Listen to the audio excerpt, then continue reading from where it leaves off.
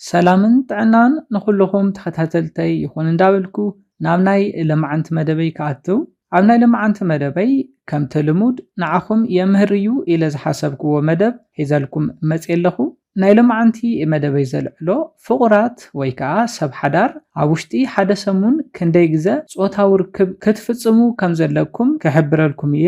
ኣብ ውሽጢ ሓደ ሰሙን ክንደይ ግዜ እንተፈጺምኩም እዩ ጥዕንኡ ዝተሓለወ ናይ ጾታዊ ርክብ ከም ዘለኩም ክንርኢና። ፍቑራትን ሰብ ሓዳርን ሰላም ፍቕሪ ከምኡውን ጥዕንኡ ዝተሓለወ ናይ ሓዳር ህይወት የድልዮም እዩ። ነዚ ድማ ጥዕንኡ ዝተሓለወ ናይ ጾታዊ ርክብ ካብቶም ኣገደስቲ ፋክተራት እቲ ሓደ እዩ። እስካብ ናይ መደበይ ፍጻመ ሓቢርኩም ንጽንሑ። ነዚ ቻነል ሓደሽቲ ዝኾንኩም ሰብስክራይብ ብምግባርን ነታ ናይ ደውል ምልክት ብምንካእን ዝተፈላለዩ ናይ ጾታዊ ርክብ ናይ ጥዕና ከምኡውን ናይ ሓዳርን ናይ ፍቕርን ህይወት ኢንፎርሜሽን ትረኽብሉ ቻነል ስድራ ንኽትኮኑ ብኽብሪ ሓትት። መደብና ናብ ብዙሓት በፂሑ ትምህርቲ ንኽወስድሉ ላይክ ጌርኩም ጀምርዎ። ስድራ ንዝኾንኩምኒ እንዳመስገንኩ ናብ መደበይ ክምለስ። ጾታዊ ርክብ ንህይወት ካብ ዘምቀሩ ብዙሓት ነገራት እቲ ሓደ እዩ። ናይ ጾታዊ ርክብ ተሓጓስን ዕግበትን ካብቶም ካልኦት ኣብ ህይወትና ካብ ንረኽቦም ተሓጓስን ዕግበትን ፍልይ ዘብሎ ነገር እንታይ እዩ?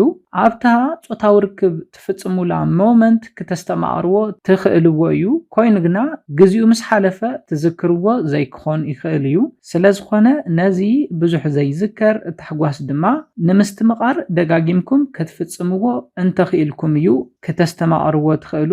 ስለዝኾነ ፍቑራትን ሰብ ሓዳርን ኣብ ውሽጢ ሓደ ሰሙን ክንደይ ግዜ ጾታዊ ርክብ ክንፍጽም ኢልኩም ክትሓቱ ትኽእሉ ኢኹም።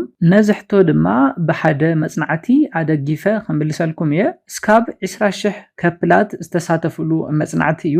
ብተወሳኺ እውን ብሰሙን ክንደይ ግዜ ክትፍጽሙ ከም ዘለኩም ክንርኢ ከለና ግድን ብዕድመ ፈላሊና ክንርኢ ኣለና። እቲ ቀዳማይ ናይ ዕድመ ደረጃ እንታይ እዩ? ካብ 30 ዓመት ንታሕቲ ዘለው ከፕልስ ኢና ክንርኢ።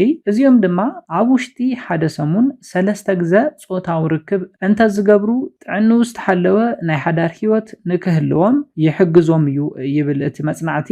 ኣብ መበል ካልኣይ ንሪኦም ድማ ዕድሚኦም ካብ 30 እስካብ 40 ዘለው ፍቑራትን ሰብ ሓዳርን እዩ።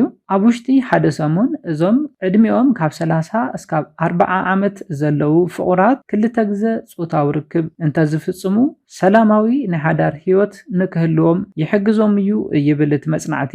ኣብ መበል ሳልሳይ ንሪኦም ድማ ዕድሚኦም ካብ 50 ንላዕሊ ዝኾኑ ከፕልስ እዩ። ኣብ ውሽጢ ሓደ ሰሙን ሓደ ግዜ ጾታዊ ርክብ እንተዝፍጽሙ ይምረጽ ይብል እቲ መጽናዕቲ።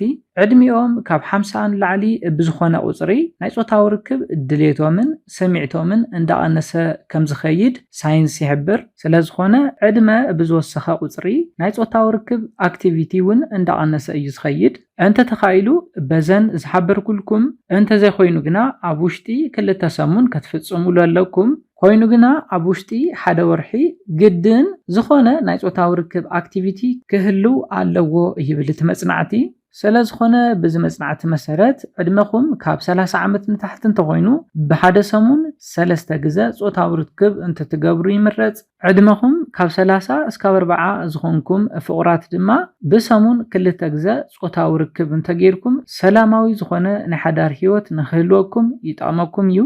ኣብ መበል ሳልሳይ ዝረኣናዮም ድማ ዕድሚኦም ካብ 50 ንላዕሊ ዝኾኑ ፍቑራትን ሰብ ሓዳርን እዩ። እዚኣቶም ድማ ግድን ብሰሙን ሓደ ግዜ ጾታዊ ርክብ ክፍጽሙ ኣለዎም ይብል እቲ መጽናዕቲ።